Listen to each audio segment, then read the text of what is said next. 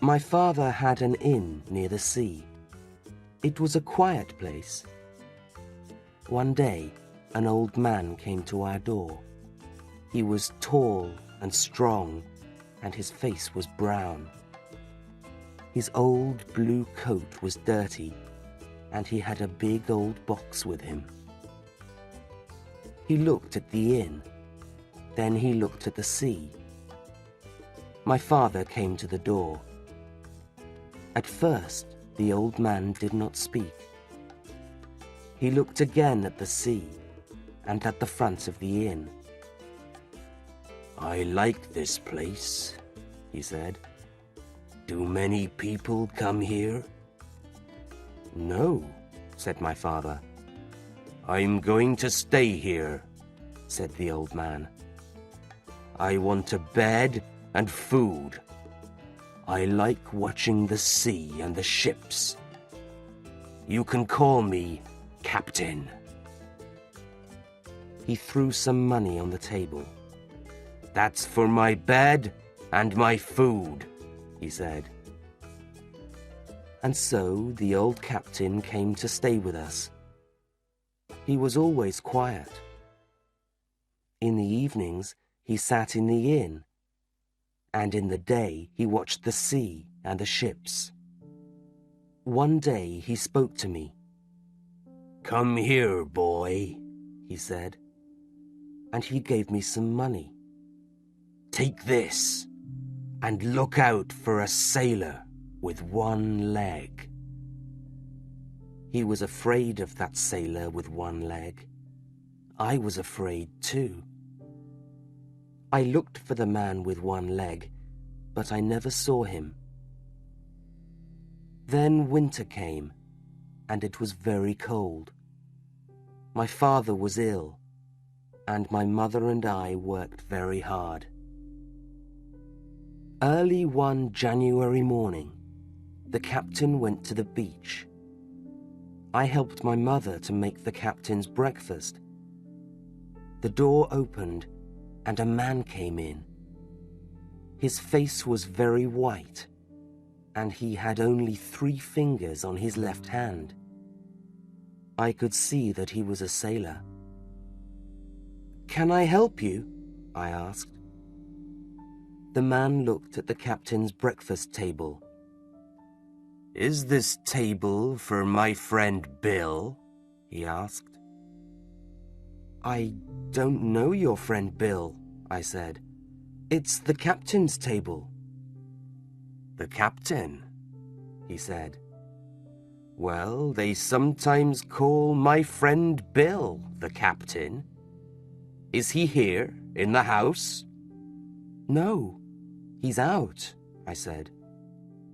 The man sat down and waited for the captain. Then the captain came into the room. He went to his table and sat down. "Bill," said the man. The captain turned round quickly. His face went white. Suddenly, he looked old and ill. "Come, Bill, you know me. You know an old friend, Bill," said the man. "Black Dog," said the captain. "Yes," said the man. "It's me, Black Dog. I wanted to see my old friend Billy." "Well, here I am," said the captain. "What do you want?" "I want to talk to you, Bill," Black Dog said. The captain looked at me. "Leave the room, boy," he said, "and don't listen at the door." They talked for a long time. Then I heard them talking angrily. "No, no, no," said the captain. There was a fight, and then Black Dog ran out of the house. The captain's face was white. "I must get out of here," he said. I ran to get him a drink. I came back and found the captain on the floor. His eyes were closed. Our doctor, Dr. Livesey, came and looked at the old captain. "He's very ill," said the doctor. The captain opened his eyes and looked at the doctor. "Where's Black Dog?" he asked. "There's no Black Dog here," said the doctor. "Now, Billy Bones, you must—" "Billy Bones?" said the captain. "My name's not Billy Bones." "Oh?" said the doctor. "Oh, yes. It's the name of a famous pirate." We put the old captain in his bed. "He must stay in his bed for a week," said the doctor. "He's very ill." At 12 o'clock, I went to see the captain in his room. "What did the doctor say?" he asked. "You must stay in bed for a week," I told him. "Too late," he said. "You remember Black Dog? He's a bad man, but there are worse men than Black Dog. They want my old box. You must look out for sailors. You must look out for Flint's men." Then the captain closed his eyes. But I didn't look out for sailors, because my father died that night. I was too sad to think about the captain. A week later, the captain came down and sat in his usual chair. I went outside the inn and looked up and down the road. I saw another man on the road. He wore a long black coat, and he walked very slowly. "He can't see," I thought. The man arrived in front of the inn and turned his face to me. "Can you tell me, please, where I am?" I told him. He listened carefully. "You're young," he said. "Take my hand, my young friend, and take me inside." He took my hand. He was very strong. "Now, my young friend," he said, "take me to the captain. Quickly! I can break your arm." When the captain saw the man, he did not move. The man put something into the captain's hand and then left the inn. The captain looked at the black paper in his hand. Then he read the words on it. 10 o'clock. They're coming at 10 o'clock, he said. We've got 6 hours. He tried to stand up, but he was too ill. I ran for my mother, but it was too late. When we came back, the captain was dead on the floor. My mother and I went to the village, but the people there did not want to help us. They were too afraid. Our friend the doctor was away. Nobody could help us. I must get my money from the captain's box, my mother said. It's our money. We opened the box. There were some old coats and shirts and a bag of money. My mother began to take the money. Quickly, I said. It's nearly 10 o'clock. It was a cold night and very quiet. Suddenly, I heard a sound on the road. Then I heard someone stop outside the inn. We waited, but then everything was quiet again. Nothing moved. "Quickly, Mother," I said. "Take all the captain's money." "No," she said. "I don't want it all." Then we heard someone again, outside the front door. "Let's go without the money," my mother said. I took an envelope from the captain's box. "I'm going to take this," I said. We left the inn very quietly through the back door. We heard men running along the road to the inn. We stopped behind some trees and watched the men. There were 7 or 8 of them, all pirates. They broke down the door of the inn and ran inside. "Bill's dead," someone said. "Open his box," a second man said. "The money's here." "Flint's map! Where's Flint's map?" "We can't find it." "It's not here." "It's those people at the inn. It's that boy. The boy's got the map. Find them, boys." The men moved quickly. They looked into every room in the inn. "Listen," one of them said. "Someone's coming. We must run." "No! Find the boy. He's near here somewhere, I know." Then I heard a gun. The pirates heard it too and began to run away.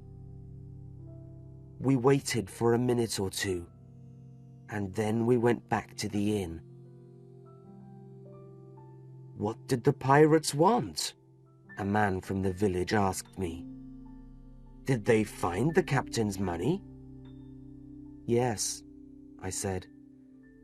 "But I think they wanted this." I showed him the envelope. "I think there's a map inside it." "You must take it to Mr. Trelawney," he told me. When I arrived at Mr. Trelawney's house, Dr. Livesey was there. "Hello, Jim. What is it?" he asked. I told him about the pirates. "Let's see that map," the doctor said. "But first, Mr. Trelawney, what do you know about Captain Flint?" "Flint?" said Mr. Trelawney. "He was a famous pirate and a very bad man. Everybody was afraid of Captain Flint, but he's dead now." "Did he have any money?" asked the doctor. "Money?" said Mr. Trelawney. "He was the richest pirate in the West Indies." "Then perhaps this map shows where Captain Flint's treasure is," said the doctor. "What?" said Mr. Trelawney. "Then I must buy a ship, and we can all go and look for the treasure." The doctor opened the map very carefully. It was a map of an island. There was some writing on the map. It said, "Treasure here." Mr. Trelawney and the doctor were excited. "Livesey," said Mr. Trelawney, "tomorrow I'm going to Bristol. I'm going to buy a ship and find sailors. Jim, you and Dr. Livesey are going to come with me to look for the treasure." The next day, Mr. Trelawney left for Bristol. I stayed at home and waited. At last, weeks later, Dr. Livesey got a letter from Bristol. Dear Livesey, the ship is ready. Its name is Hispaniola. I found a good man to be our cook on the ship. He's an old sailor, and he has an inn here in Bristol. He is going to help me find sailors for our ship. He knows a lot of men here. His name is Long John Silver. He has only one leg. Please send Jim Hawkins to Bristol tomorrow. Trelawney. I was very excited. The next morning, I said goodbye to my mother and started for Bristol. Mr. Trelawney met me there. "When do we sail?" I asked him. "Sail?" he said. "We sail tomorrow." I had something to eat. Then Mr. Trelawney gave me a letter for Long John Silver at the Spyglass Inn. There were a lot of sailors in the Spyglass Inn. I looked round and saw a tall, strong man with one leg. He's Long John Silver, I thought. "Mr. Silver, sir?" I asked. "Yes, that's my name. And who are you?" I gave him the letter, and he took my hand. Suddenly, one of the other men in the inn jumped up and ran to the door. I knew him. It was Black Dog. "Stop him!" I said. "Stop him! It's Black Dog!" "Harry," said Silver, "run and catch that man." A man got up and ran after Black Dog. Long John Silver turned to me. "Who was that man?" he asked. "Black what?" "Dog, sir," I said. "He's a pirate." "A pirate?" said Silver. "Ben, run and help Harry. You can catch him." But Ben and Harry came back without Black Dog. "We lost him," they said. "Well, what is Mr. Trelawney going to think?" said Silver. "You know, Jim, we did try to catch him, and nobody in the inn knew that he was the pirate Black Dog. Now, Jim, come with me. We're going to see Mr. Trelawney." Long John Silver walked with me to meet Mr. Trelawney and Dr. Livesey. He told them about Black Dog. Mr. Trelawney listened carefully and then said, "Well, we can't do anything about Black Dog now. John, tell all the men to come to the ship this afternoon." The doctor turned to me. "Come and see the ship, Jim," he said, "and meet our captain, Captain Smollett." So we went to the Hispaniola. "Well, Captain Smollett," said Mr. Trelawney, "I hope everything is ready?" "Well, sir," said the captain, "it is, but I'm not happy about it. I don't like the sailors." "Oh," said Mr. Trelawney. He was very angry with the captain. But Dr. Livesey said, "Tell me, Captain Smollett, why are you unhappy?" "Well," said the captain, "I don't know where we are going, but all the sailors say we are going to look for treasure. I don't like it. I don't know these men." "Well, what do you want?" asked the doctor. We must have all the guns in our rooms, sir.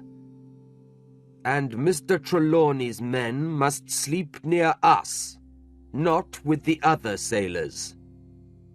And, said Mr. Trelawney, you have a map. The sailors know about it. Nobody must see that map. Right, sir, said Mr. Trelawney. We can do that. But I think they're very good men. Trelawney, said the doctor later, you have two good men, Captain Smollett and Long John Silver. I don't know about the captain, said Mr. Trelawney angrily. Then Captain Smollett found me. And you, boy, go and help the cook. We worked all night, and in the morning the ship left Bristol. The Hispaniola was a good ship, and we had good weather. The sailors all liked Long John Silver.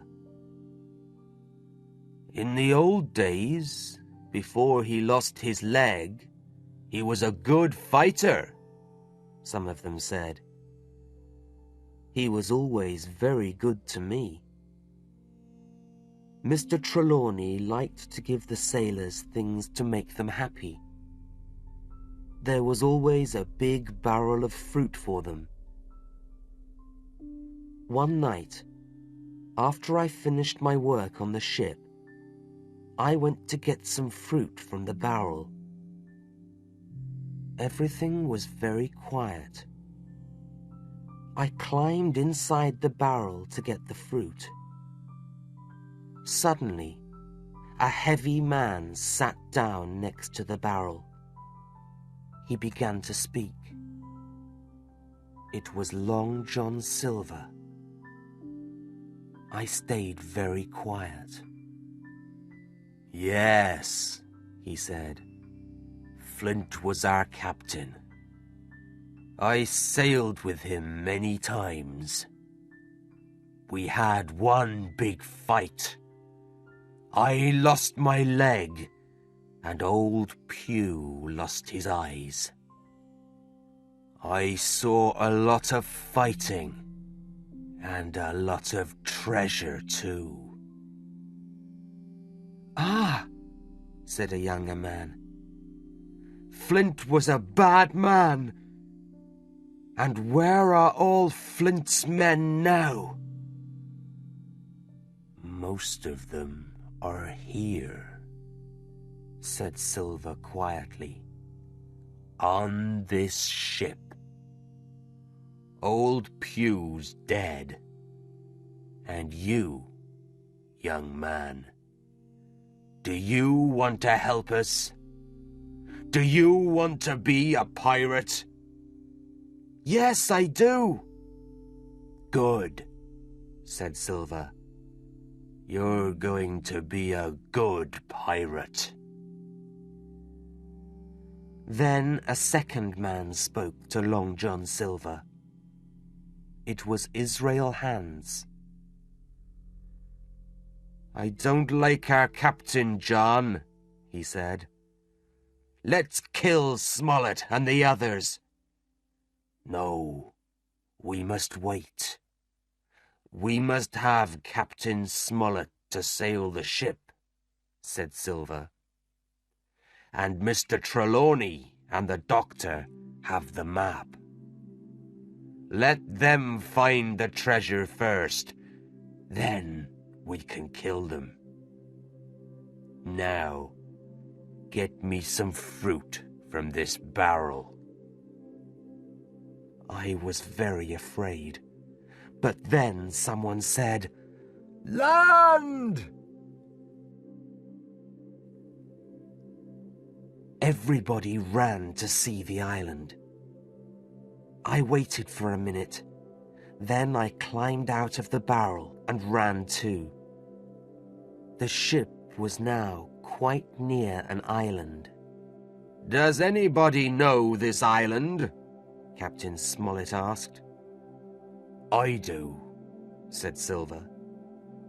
"There were a lot of pirates here in the old days. That hill in the center of the island is called the Spyglass." Then Captain Smollett showed Silver a map of the island. Silver looked at the map very carefully, but it was not Billy Bones's map. It did not show the treasure. I went to Dr. Livesey. "Can I speak to you, please, Doctor?" I said. "What is it, Jim?" he asked. Then I told the doctor, Mr. Trelawney, and Captain Smollett about Long John Silver. "Most of the sailors are pirates," I said. "They want to kill us and take the treasure." "Thank you, Jim," said Mr. Trelawney. "And Captain Smollett, you were right. I was wrong. I'm sorry." "Silver is a very clever man," said the doctor. "We all liked him." "What are we going to do, Captain?" asked Mr. Trelawney.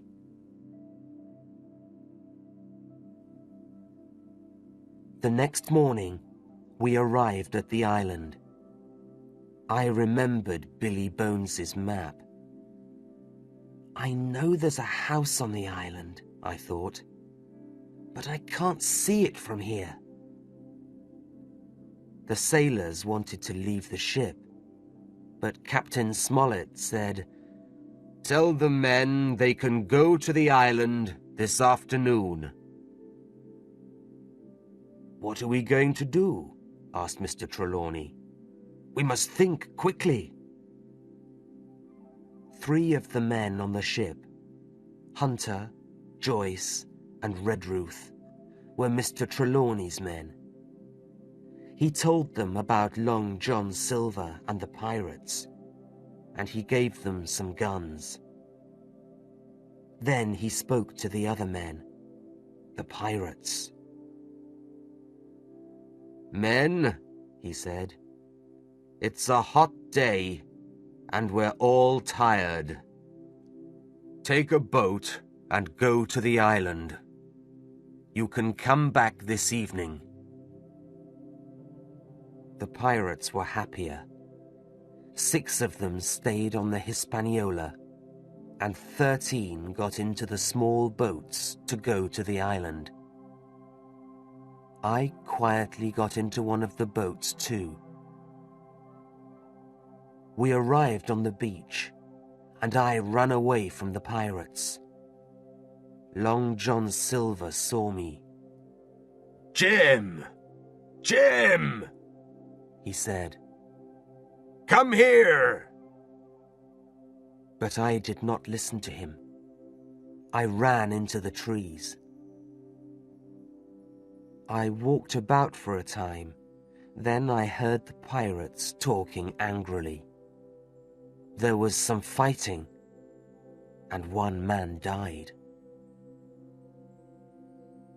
He didn't want to help them, so they killed him, I thought. They're bad men. I ran and ran. How can I get back to the ship? I thought. The pirates are going to kill me too. I climbed the hill. Suddenly, I saw a man. Who's this? I thought. He isn't one of our men. Nobody lives on this island. I began to run back to the beach, but I was tired, and the man ran very quickly. I stopped and took out my gun. The man carefully came out of the trees. "Who are you?" I asked. "I'm Ben Gunn," he said. "I live here. The pirates left me on this island 3 years ago. What's your name?" "Jim," I told him. "Well, Jim," he said, "I'm a very rich man. But tell me, who came in that ship? Is it Flint's ship?" "No, it isn't. Flint is dead," I said. "But some of his men are on the ship." Not a man with one leg." "Silver?" I asked. "Yes, Silver," he said. "Are you a friend of his?" "No, I'm not," I answered. And I told him everything. "Is Mr. Trelawney a good man?" Ben asked. "Perhaps I can help him." "Yes, he's very good, and I think he can help you too." "Good," said Ben Gunn. "But can you help me now?" I asked. "I must get back to the ship." "I've got a little boat," he said. "You can use it tonight." Suddenly, we heard the sound of guns. "Listen, they're fighting," I said. We ran to the beach. We heard more guns. Then everything was quiet, and a flag went up above the trees.